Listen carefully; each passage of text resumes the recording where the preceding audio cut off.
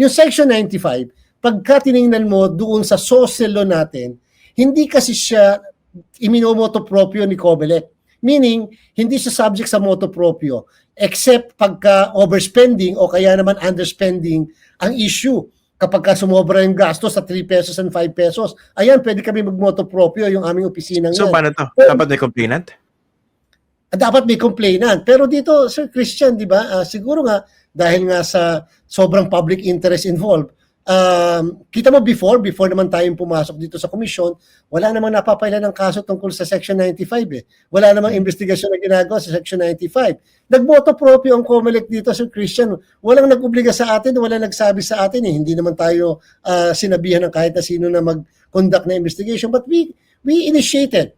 Kahit na sabihin mong hindi naman dapat kami magmomoto proprio. Simply because, Sir Christian, kung 44,000 soci yan nationwide, ibig sabihin 44,000 na kandidato yan, hindi naman namin kakilala lahat kung sino ang contractors. Hindi naman namin kakilala, maliban siguro kung kilalang kilala. So talagang kakailanganin namin na may mag-file sana na somebody para sabihin, oy, ito contractor sa amin, sa probinsya namin, and therefore, bawal yan under Section 95. Pero the COMELEC, conducted motu proprio in this case or in these cases. Doon po sa binabanggit yung 55 na possible contractors in the 2022 elections na nag-donate, ilang mga kandidato po yung tinitingnan nyo rito na nakatanggap possibly ng donation? May kandidato for president, may kandidato for vice president, may kandidato tumakbo, kandidato sa senators, 6, may kandidato sa party list, sa I think mga 3, 4 na district congressmen at 2 governors at 2 vice gubernatorial candidates. Ilang party list po? Kung hindi ako nagkakamali, para mga 3 rin party list. 3. Tapos president tsaka VP. Okay. Yes. Ako na naman papangalan. Pero actually, ay gusto ko lang, sinabi ko na rin naman to, Sir Christian, yung nilabas ng PCIJ, at least as far as yung hindi ko na babanggitin yung names kasi nga hindi naman tayo PCIJ, pero as far as yung numbers na naandun sa PCIJ, more or less, Sir Christian, I can confirm to you, halos parehas naman kami dahil may kopya kasi si PCIJ ng SOSE, binigyan namin sila ng SOSE kasi publicly available naman. Yes, at saka public available. So, pwede naman nilang makita po yun, lalo ng 2025.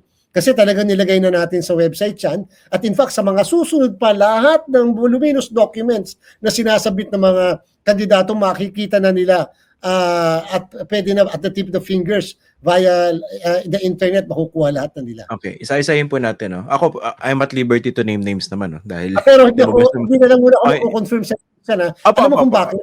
Para lang maliwanag. Bago mo basahin. Simply because, gusto muna namin pa-confirm sa DPWH kung yung bang 55 o 54 na kasi yung isa contractor talaga ng gobyerno. Government contractors kasi meron ka dyan sa babasahin mo. Meron dyan kasi Realty Corporation. Pag Realty Corporation kasi, Sir Christian, ay pwede nagagawa ng condominium, pwede nagagawa ng subdivision, pero maaaring hindi nagagawa ng mga public works. Magkaiba yon.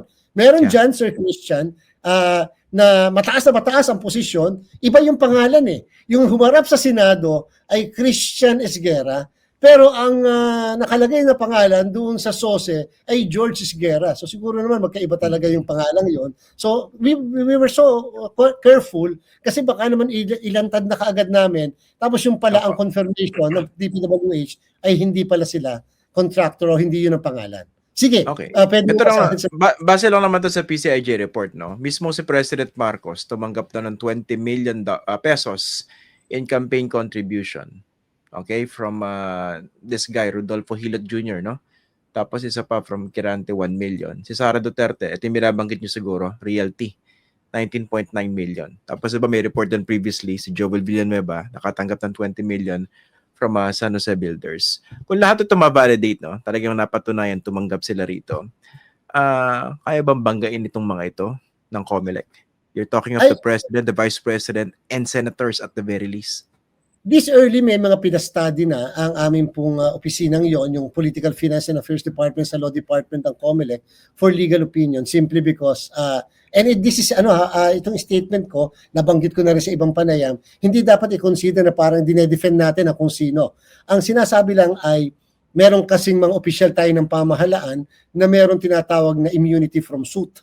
Di ba? Pero in fact, sa president, maliwanag yan, the president is immune from suit because may prinsipyo that the state cannot be sued without its consent and the president represents the state. So yun yun.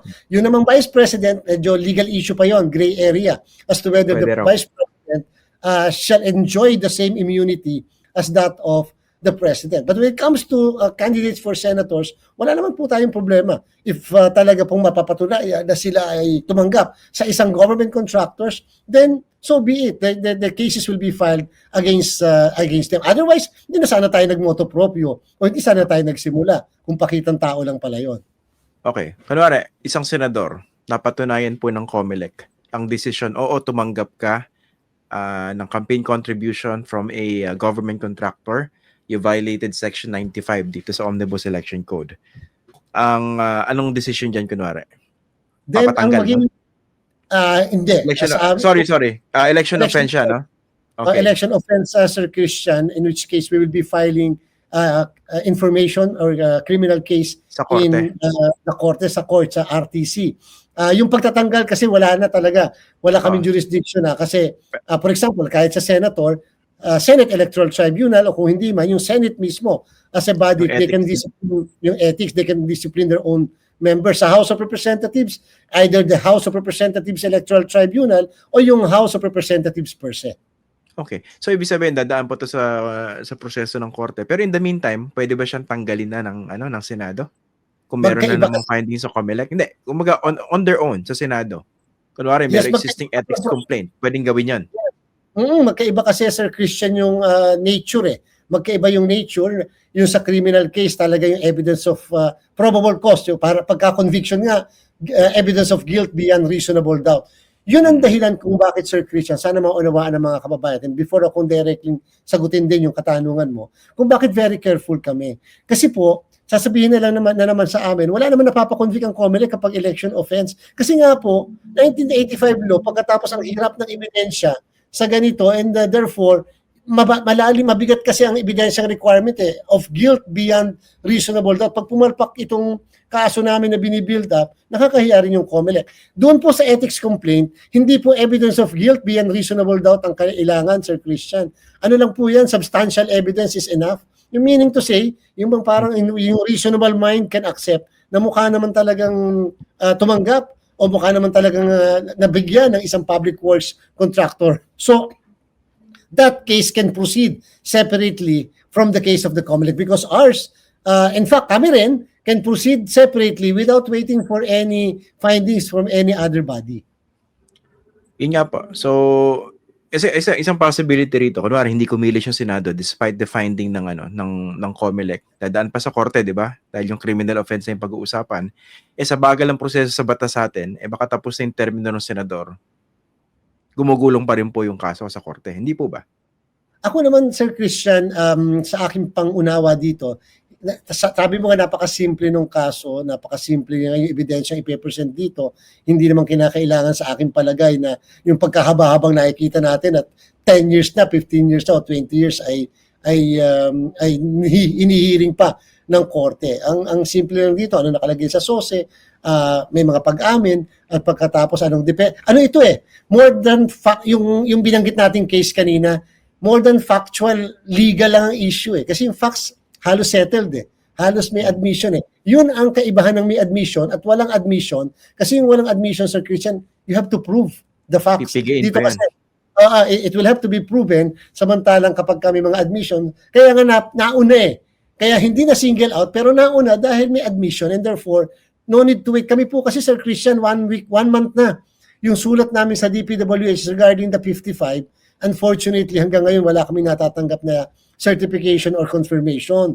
So, yun ang medyo nagiging problematic na situation kaya hindi kami makapag-proceed. Pero dito, wala naman kami problema dahil nga settled na yung facts di pwede na palang manawagan kay Secretary Vince Dizon.